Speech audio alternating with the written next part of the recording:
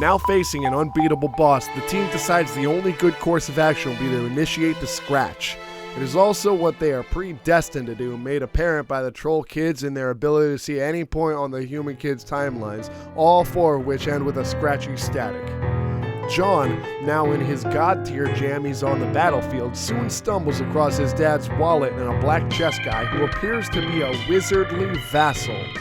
He has the White Queen's ring, but John gets the feeling that he's the one who's supposed to be in possession of it. In the wallet is a fatherly note to John, 1 ton of shaving cream, a spare car, and a bunch of other dadly junk. The vassal gets in the car, enthralled by its horn, and John decides to get in, buckle up, and use the windy thing to fly it around the battlefield. John's dad and Rose's mom enjoy their last moments together over a fine dinner atop a castle on the battlefield before being brutally murdered by a god dog Jack Noir, presently on the hunt for John, whose scent is being obscured by the windiness he exudes. Having a materialistic inner conflict, he takes out his frustration on Mom's scarf, Dad's hat and pipe, rose sunglasses, keeping only Cal as a trophy of conquest. In this moment of self-reflection, Jack realizes that along with First Guardian powers, he has also inherited Becquerel's love and loyalty towards Jade, rendering him physically unable to do anything against her. So he calls up the Draconian dignitary to dispatch the courtyard droll to assassinate her. Rose views her mom through her crystal ball after Jack has killed her and John's dad, and in a distressed state asks the magic cue ball about the outer gods and whether the horror terrors are trustworthy. The answer leaves her in a state of grim darkness, complete with creepy gray skin and a garbled, incomprehensible dialogue. After perusing the battlefield for a bit, John wind drills his way into the planet's core and locates the tumor, a large yin-yang shape, and stores it in his dad's wallet. Returning to the surface, he and the wizardly vassal meet with the courtyard droll and Bunny, who has since lost her stash of sweet weapons. John is happy to see his birthday buddy nonetheless, and as the two reunite, one of her weapons flies back through the wind and hits John in the head. It is the Warhammer of Zillyhoo, and the bunny uses her built-in monstrosifier to grow it to John's size right before the wizardly vassal eats the monstrosifier out of her eye socket. John then requests these 3 fools to deliver the wallet with the tumor inside to the Dark Kingdom's moon, and the bunny uses her infinitesimalator to shrink down a battleship to pilot them there. Having parted ways but forgotten his computer, John continues to search for his dad. His attention is drawn to a cloud of grim darkness descending over a castle. The source of this cloud is Rose, on her way to confront Jack, but John stumbles into her before she can get to him, where he waits next to the corpse of her parents.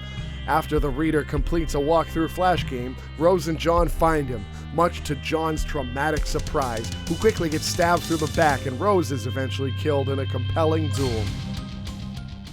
From here, this part of the story gets a bit blurry, because we the readers have reached the end of Year 2 by now, with the narrative requiring us to remove Homestuck Disc 1 and insert Disc 2, which is presently missing.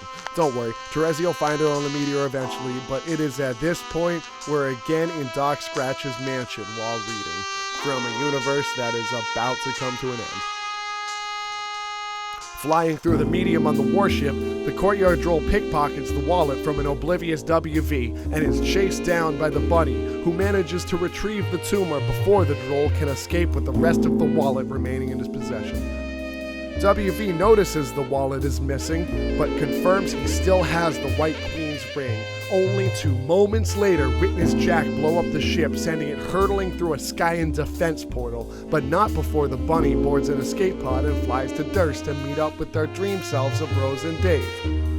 Real Dave travels to the land of Frost and Frogs to help Jade with their frog breeding duties, speeding up the process with his time powers.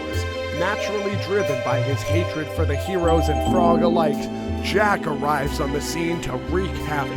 While Jade tries her best to hold him off while creating the Genesis frog, Dave ends up paying the ultimate price. Left with no choice, Jade gives Dave the corpse smooch kiss of life. With the gift of conditional mortality that comes with godhood, John wakes up next to Rose's murdered body and performs the same corpse smooch.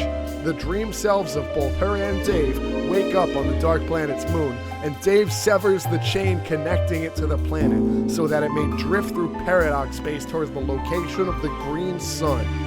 These two, plus the bunny, will be outside of any specific universe in the story for this arc, traversing the furthest ring for a bit.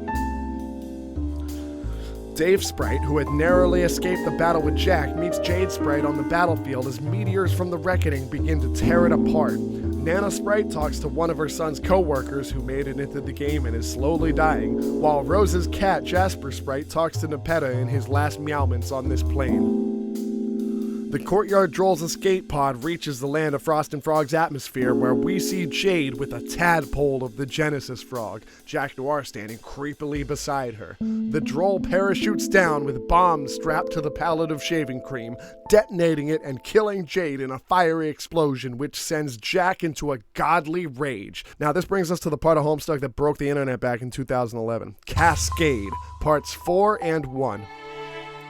He carries her body to the quest bed on the other side of the planet and lays her down on it, flying into a meteor on its way through a sky and defense portal as glowing hummingbirds surround Jade's corpse. John flies to the land of heat and clockwork and sits atop the Beat Mesa, a giant vinyl record, ready to initiate the scratch using an enlarged version of Rose's magic wand sewing needles. This will bring to an end this instance of the Incipisphere, and every boss in the game will come to try and stop him from achieving it. Right before he starts scratching the record, Karkat messages him for the first time from his perspective and unleashes a legendary fit of rage upon him, much to John's amusement. The Beat Mesa rises into the air towards Skya, ready to release its temporal energy. Jade's consciousness takes over in her dream self, who's also a part of Becquerel's sprite and located on the battlefield, complete with First Guardian powers. She gets fitted with a sweet outfit to match her role as the Witch of Space, and manages to minimize the remaining meteors, board a warship, and shrink down the battlefield along with the 4 planets.